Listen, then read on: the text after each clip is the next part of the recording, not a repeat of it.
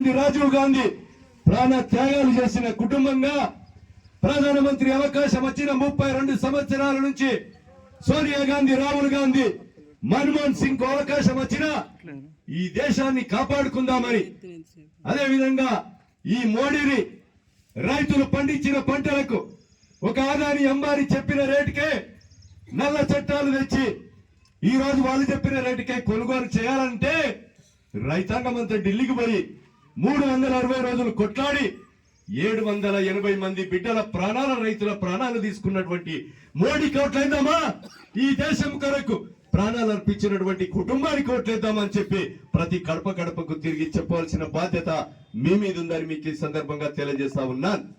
అలాంటి కుటుంబాన్ని 32 సంవత్సరాల నుంచి ఈ రోజు తాతను గాంధీ రాహుల్ తాతను కుటుంబానికి ఓటేసి నిస్వార్థంగా మనము ఓట్లు అందిస్తాము ఆలోచన చేయమని కోరుతా ఉన్నాం. కొడపాక చెరువుకు 3 లక్షల కోట్లు తెచ్చాం.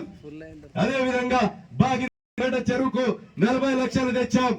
అదే విధంగా ఈ రోజు దమ్మన్నపేట చెరువు తెగితే ఈ మండలంలో మరి అదే విధంగా చెరువులని తెచ్చాం. కోడ్ ఉన్నది నిన్న ముఖ్యమంత్రి గారితో అదే విధంగా సెక్రటరీకి మాట్లాడించాం.